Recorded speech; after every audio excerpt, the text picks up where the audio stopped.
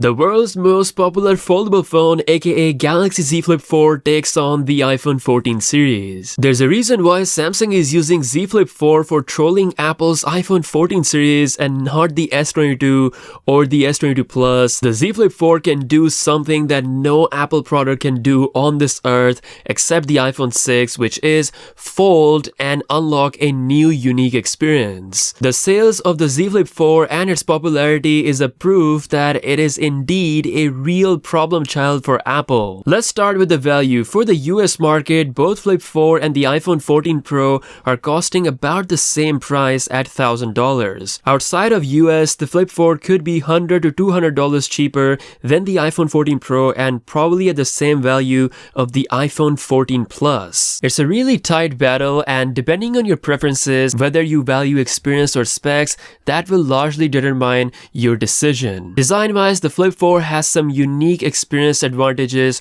over all of traditional phones, as Apple is reusing their old traditional design with the iPhone 14 Plus and with the 60Hz screen at this price. Samsung is giving you a foldable 120Hz LTPO screen, which is just as good as the Pro iPhone, and it has a cleaner punch hole look as well compared to both notch and the dynamic bill of the Pro model. It can be folded into this small package that fits so nicely in one hand or in your pocket. You can interact with the outer screen to check notifications or do certain functions, use back cameras for taking higher quality selfies and videos, plus you can use flex mode to use certain apps in a unique way like you can't do on other phones, and also use the phone as a tripod, which is something that I love about all these foldable phones. Because Apple doesn't have a folding phone, Samsung is trolling them heavy, but what about outside of these folding benefits? Well, it does get tough for the Flip 4 to hold its ground. While the cameras are decent, they're not going to offer a pro camera experience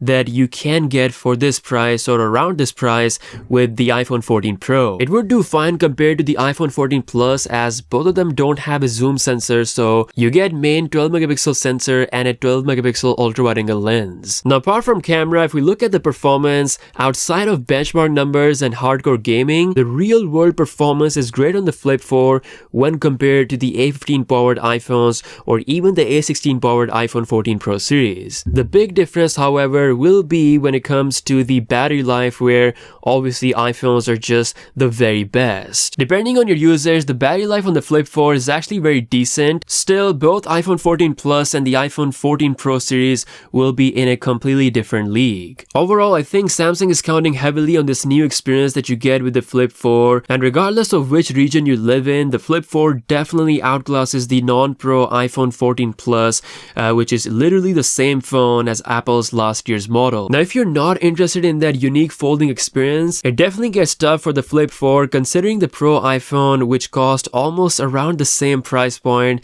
especially if you live in the US. The Pro cameras, the Pro battery, and of course the absolute best chip on any phone out there. Apart from folding abilities, the iPhone 14 Pro is a pretty solid answer to the Flip 4. That's all for this video. Let me know what you think in the comment section below. Which one would you prefer, a completely unique experience with the folding screen or a standard smartphone with Pro camera, Pro battery, and of course all those Pro features? Let me know what you think in the comments below. With that being said, I'll see you guys later. Peace out.